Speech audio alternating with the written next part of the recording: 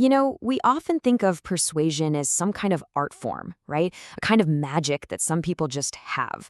But what if I told you it's actually a science? That's the whole idea behind the book, Yes, 50 Scientifically Proven Ways to Be Persuasive.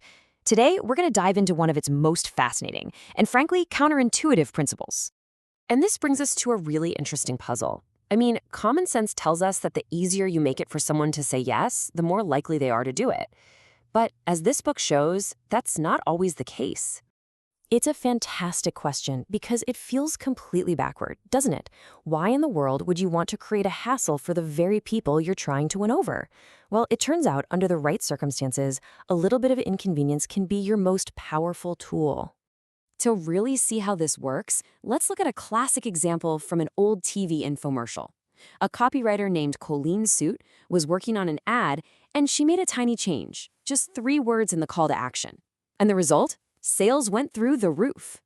Okay, so this is where it gets interesting. The original message is the one we've all heard a million times. Operators are waiting, please call now. It's supposed to make you think it's easy, no waiting. But the new message was, if operators are busy, please call again. It's literally telling people, hey, you might have to work for this. You might have to waste your time.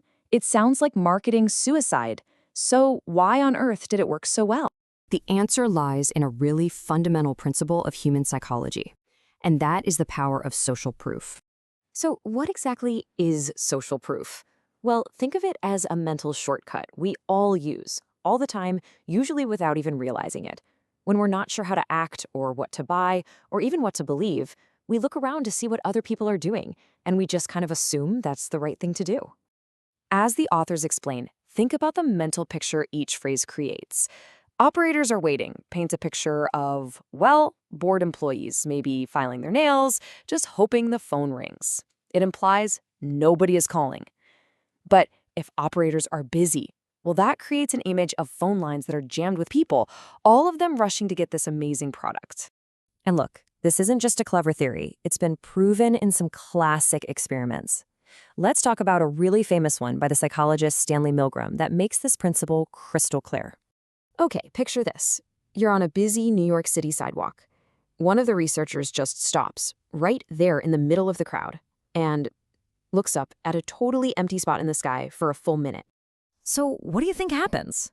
Not much. A few people might kind of glance over as they walk past, but almost everyone just keeps going. I mean, one person doing something weird is just a weirdo, right? But then the experimenters changed one simple thing. They had 4 other people join the first guy. So now you've got this small group of 5 people, all staring up intently at, well, nothing. And the effect was staggering. The number of pedestrians who stopped what they were doing to crane their necks and look up at that same empty spot, it more than quadrupled. That's social proof in action.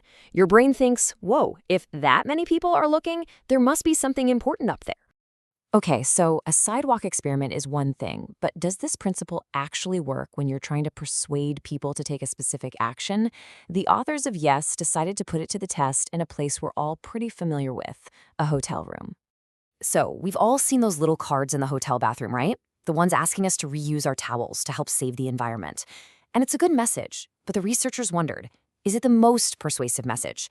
They had a hunch that social proof could be even more powerful. So they tested 2 signs. The first one was that standard appeal to protect the environment. The second one, though, used social proof. It didn't just ask guests to participate. It told them that the majority of guests who had stayed in this specific room, they chose to reuse their towels. See how that simple change makes the behavior feel normal?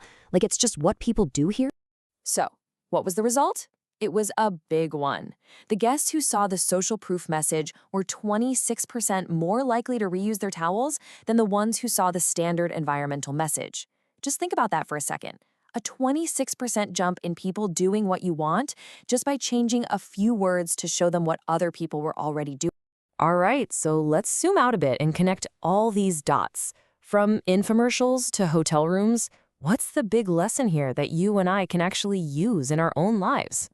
Well, the most important point is this. Persuasion isn't some mystical ability you're just born with.